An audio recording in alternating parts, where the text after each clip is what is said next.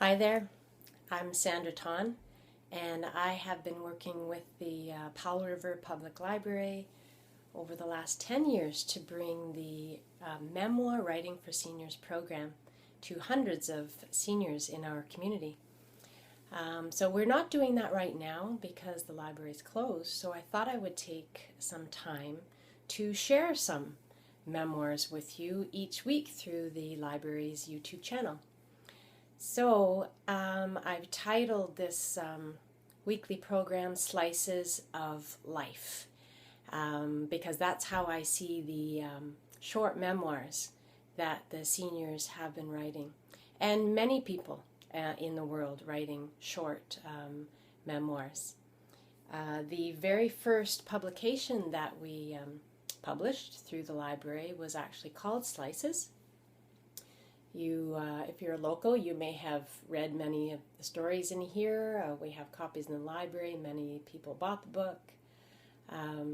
Or you may have even heard some of the authors read these stories through our many public events.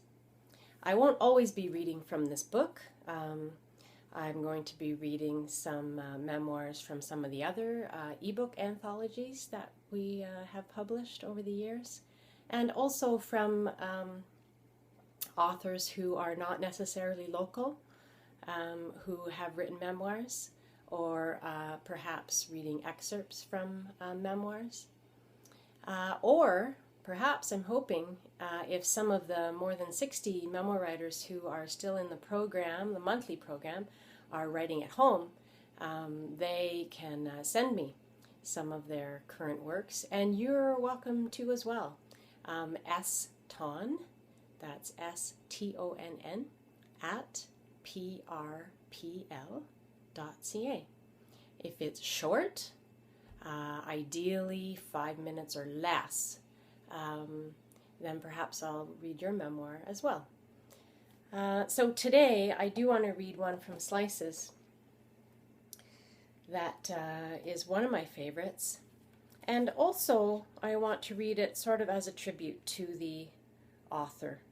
So I will tell you a little bit more about the author after I read this short slice of life. The title is Life, Death, and Apples by Elisabeth von Holst. On a dreary fall day when I was in grade 2 or 3 back home in Königsberg, East Prussia, then Germany, my all-girl class attended a classmate's funeral. Her name was Gisela Freytag, and she had dark hair.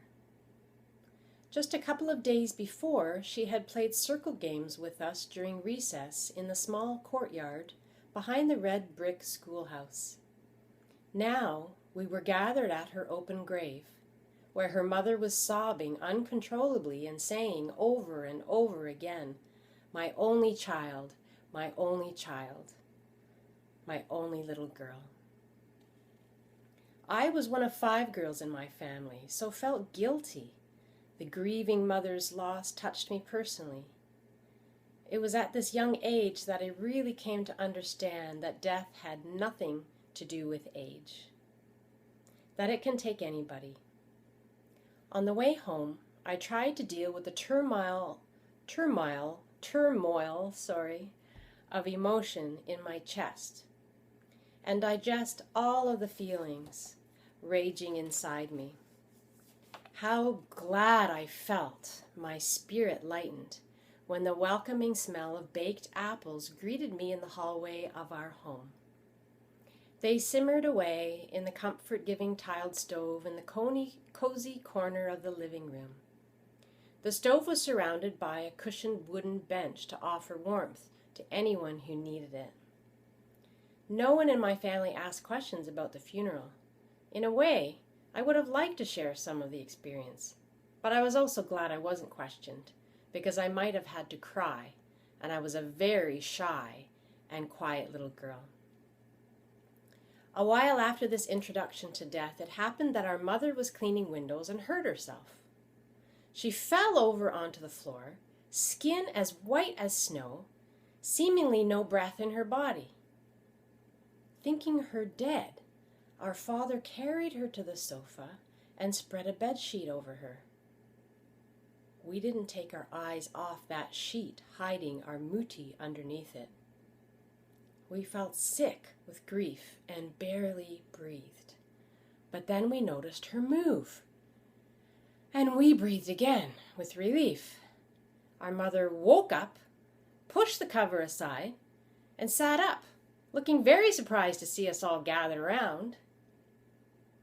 I thought back to my classmate's death and funeral a few weeks before, and was once again very much aware of the possibility of death at any time, any day, and retained this awareness for the rest of my life.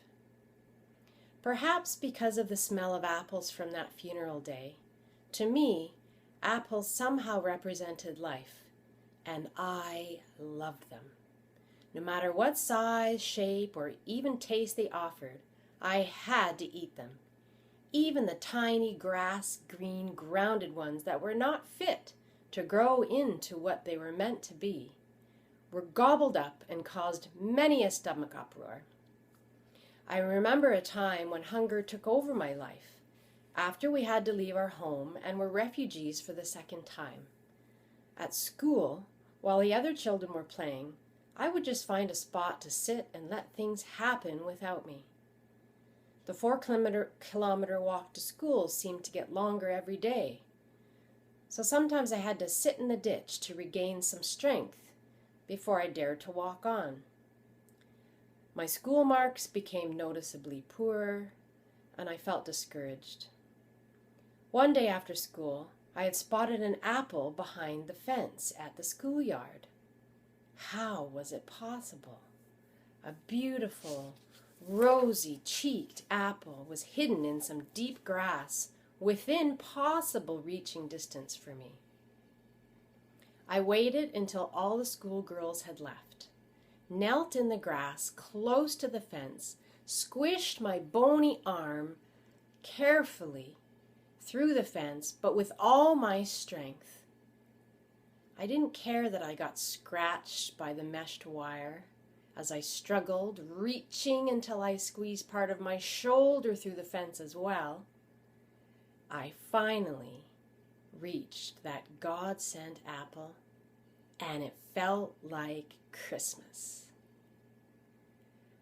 I cherished that moment, holding my treasure, and breathed in the apple scent deeply. In my mind, I debated whether I should take it home to share. But the hunger overtook me and my decision. I had a lilt in my step walking home with the nourishment in me. This little apple event was enough to put a new spark into my dreaded, dreary school days. I left with anticipation and hope each morning. The scent of apples, perfume for my future life.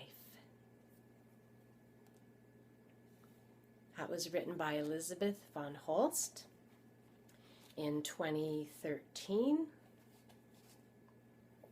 There's a picture of Elisabeth here, her author's picture. Let's see if I can show you. Oh. And there's also a picture of her as a young girl. That shy little girl in school.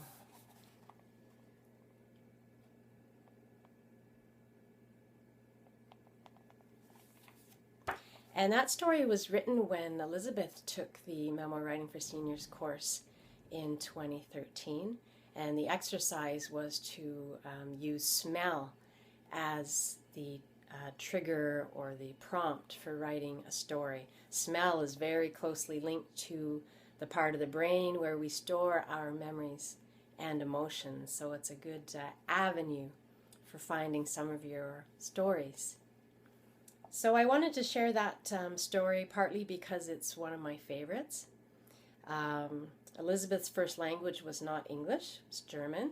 So it just shows that anybody can be a writer. English, grammar, none of it has to be a barrier to sharing a slice of life. But I also want to share it because Sadly, Elisabeth von Holst died this past December. And also not sadly, because she did have a very good and adventurous life, apples perfuming the rest of her life. She actually read that story at the book launch of Slices.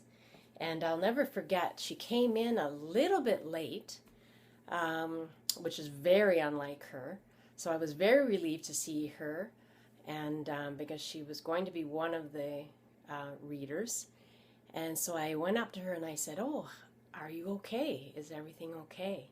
And she looked beautiful. She had on traditional German dress, the dirndl, and she just pulled me in close and said, "Oh, I'm fine, but I was nervous and I had to pee before I came, and my long straps of the dirndl apron fell into the toilet." So before she peed.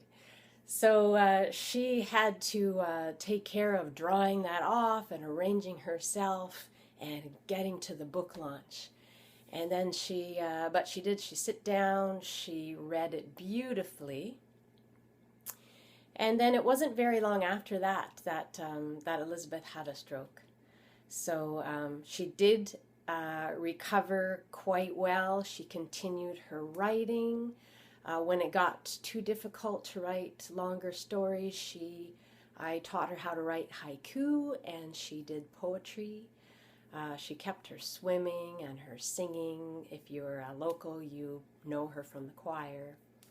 So I just wanted to share Elisabeth's story as a tribute, and also just to show that it is very important to write down your slices of life. I always say to the students, you never know in 100 or 200 years who might be reading about your slice of life, your life experience. So that's my sharing for you today, the slice of life. And if you want to hear a different slice of life next week, then check back to our YouTube channel. Thank you very much. Have a good rest of the day.